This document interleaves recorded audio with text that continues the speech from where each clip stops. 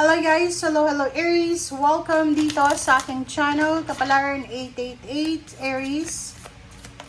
Alamin natin kung anong messages, vibration, gabay energy para sa lahat ng Aries.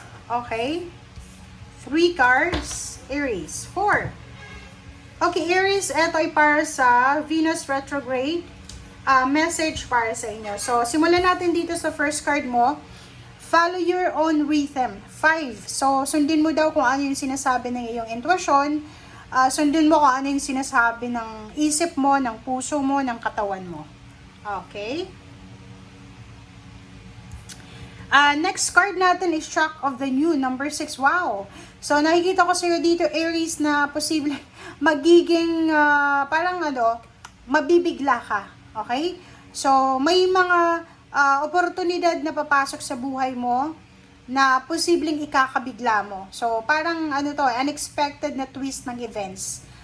May ini-expect ka na worst, tapos mabibigla ka kasi iba yung nangyari. Okay?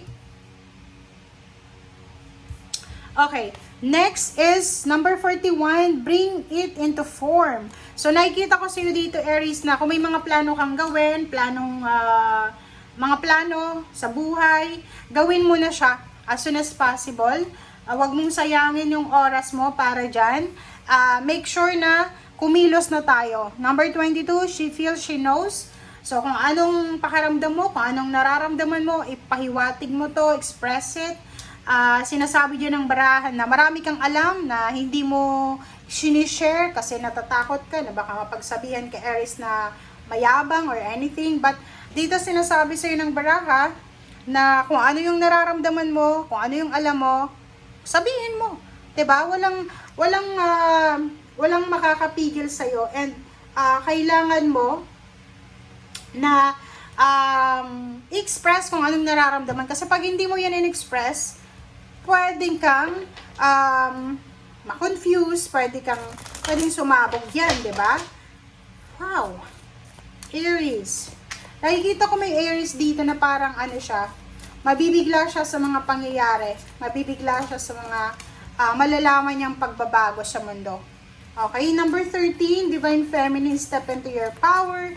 Kung babae kang Aries, nakikita natin dito na babalik ka sa kung ano'y ka dati. Diba? You will recover from anything na hindi maganda for past year.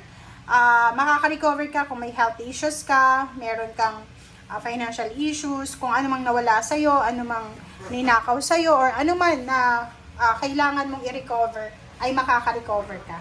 Okay?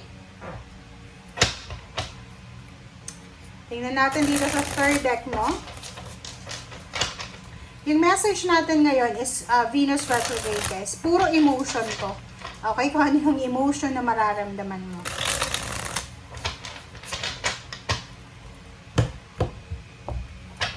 Alright, so, destiny.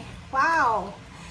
Aries, may naka-destiny sa'yo Diba? So, isang pangyayari ngayon, isang happenings, event, situation na mangyayari siya because naka-destiny ito.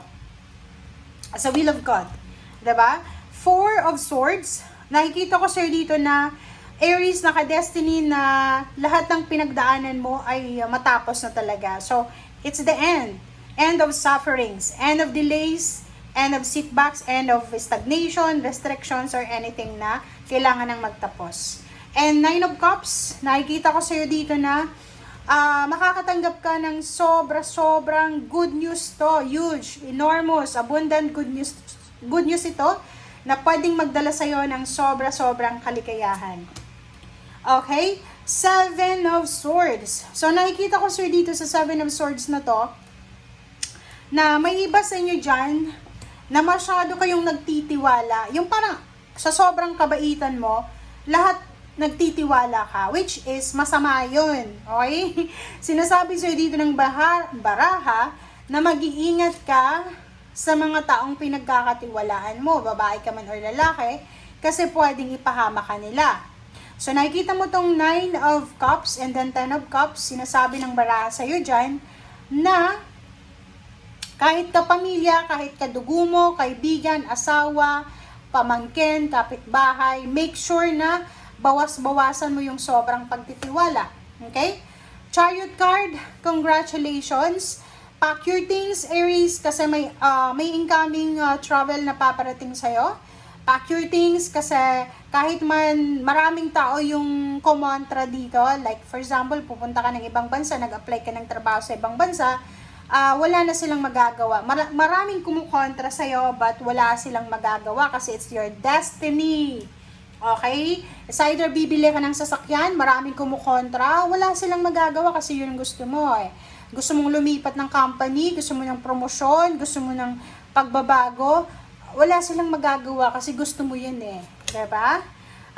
Knight of Swords, nakikita ko sa'yo dito na mabilis ang pangyayaring ito, Aries. So, sinasabi dyan sa'yo na ihanda mo yung sarili mo, prepare yourself, kasi mabilis na mangyayari to. So, ibig sabihin, it's an unexpected, parang milagro, sorpresa, ang darating na to sa'yo. Knight of Swords. So, nandito yung babae, lalaki na swords na knight. So, sinasabi dyan, mapababae ka man or lalaki, ihanda mo ang sarili mo dahil maraming good news ang parating sa'yo na pwedeng magdala ng pag-apaw ng cups mo eh. Sobrang magiging masaya ka, contented, maiiyak ka, tears of joy ang mararamdaman mo dito. And alisin mo kung ano yung takot na yan na nararamdaman mo. And yun nga, sinasabi ng baraha sa'yo, mag-iingat ka sa pagtitiwala. Sa relationship, nakikita ko na mag-iingat ka sa relationship kasi sa sobrang mabilis mong magtiwala. Alam mo ba yung relationship sa mga Aries, lalo yung lalaking Aries, mabilis silang magoyo. Alam mo yung sabihin lang sa kanila, alam mo, mahal kita, ganyan, ganit. Mabilis yan magtiwala yung Aries. So, dito sinasabi ng baraha, wag na wag kang magtitiwala. Kung single ka ngayon, lalaki ka man or babae, wag na wag kayong magtitiwala agad-agad sa mga nangangako sa inyo. Okay? Okay. 8 of Cups. So, nakikita ko sa'yo dito na may posibleng travel, relocation, may posible kang kailangan na puntahan, may posibleng pagkikita ng mga magpapamilya. And nakikita ko na you will recover from pain, heartaches, from anything na painful. Okay?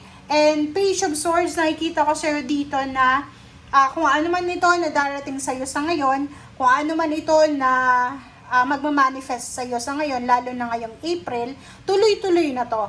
Okay? So parang sinasabi sa'yo na magsisimula yung pagbabago ng buhay mo by the end of March, or pwedeng sabihin na natin April 1, kahit sabihin na April Fools yon. But for you, sinasabi ito na ito yung simula ng pagbabago ng buhay mo. Ito yung simula na magiging parang transform, 'di ba? Na buhay ang meron ka. Okay? Thank you for watching. Bye!